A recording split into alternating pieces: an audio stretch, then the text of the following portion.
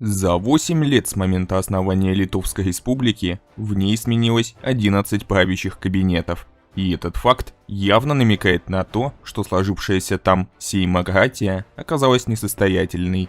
Это был идеальный момент для захвата власти левыми или правыми силами. Литовские коммунисты, действовавшие подпольно, с этим не спешили, поскольку на последних выборах победила коалиция левоцентристов, и они рассчитывали пойти к мирному соглашению с ними.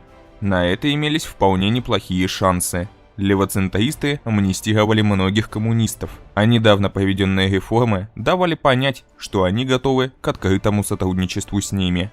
С другой стороны, националисты, опасавшиеся того, что усиление левых может привести к советизации Литвы, не преминули воспользоваться сложившейся ситуацией. На их сторону встали военные, которым пришлись не по нраву реформы левоцентристов. Арест генерала Плехавичуса стал для них последней каплей. В итоге, 17 декабря 1926 года группа военных освободила Плехавичуса, а затем захватила здание Сейма и основные штабы. Президент Казис Гриниус был насильно отправлен в отставку. В отношении коммунистов и некоторых левоцентристов начались репрессии, а оставшиеся депутаты Сейма избрали новым президентом Антанаса Сметону, главу Союза литовских националистов. Стоит отметить, что роль самого Сметоны в ранее описанных событиях не ясна. Задумывал ли он свой приход к власти изначально, или же это было стечение обстоятельств, благо имелись и кандидаты из военных. Он уже был президентом Литвы с 1919 по 1920 год, занимался политикой еще во времена Российской империи и пользовался большим уважением в консервативных кругах. Итак, 12 апреля 1927 года Сметона распустил Сейм, а 15 мая 1928 исправил Конституцию, узаконив свое президентство, которое, по сути, превратилось в диктатуру. Режим Сметоны опирался на военных, полицейских и лояльных ему чиновников, а политическую власть от его имени осуществлял Союз литовских националистов. Правление Сметоны можно описать как стабильность, медленно скатывавшуюся вниз.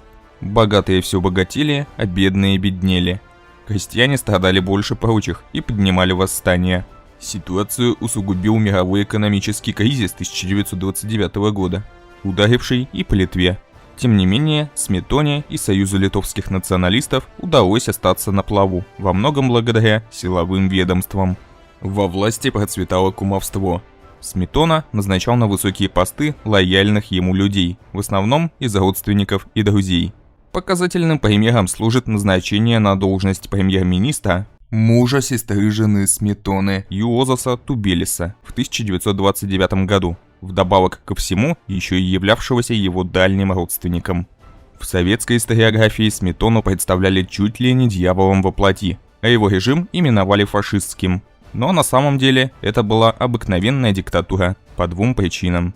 Первая, у Сметоны не было полностью подконтрольной ему политической организации. Союз литовских националистов хоть и был его детищем, но конфликтовал с ним по ряду вопросов. К слову, в 1932 году националисты публично осудили итальянских фашистов и Муссолини, а в 1937 провели первый в Европе антинацистский судебный процесс. А вторая причина – в Литве существовало фашистское движение «Железный волк», основанное бывшим сподвижником Сметоны и премьер-министром Литвы Аугустинасом Вольдемарасом в 1927 году. Поначалу «Железный волк» намеревался сотрудничать с правящим режимом и даже предлагал ввести культ личности Сметоны. Однако президент запретил это движение через год после отставки Вольдемараса в 1930-м. 4 года спустя его активисты устроили путч с целью убрать президента, но он закончился полным провалом и арестом всех литовских фашистов.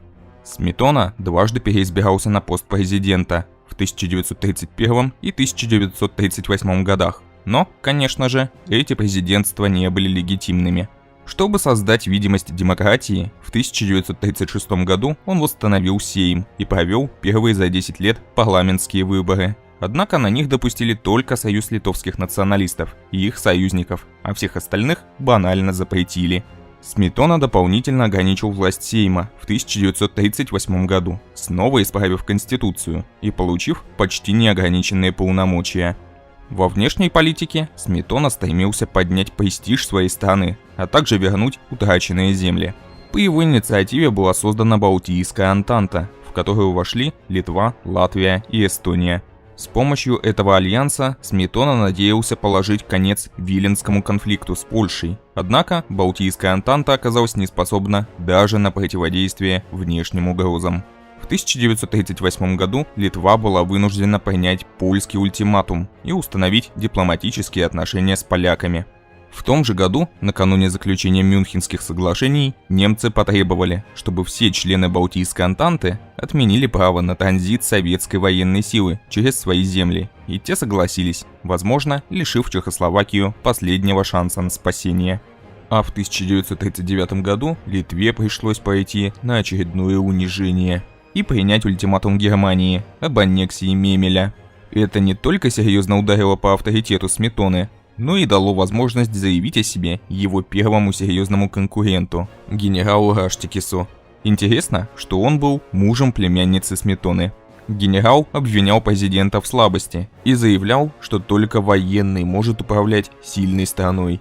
Возможно, ему удалось бы добиться своей цели, если бы судьба не улыбнулась Сметоне. Осенью Германия и Советский Союз поделили Польшу, и Сталин передал Литве Виленский край в обмен на согласие разместить в стране ограниченный военный контингент. Таким образом, Сметона разрешил многолетний конфликт и вернул свой авторитет, а его конкурент больше не посягал на власть.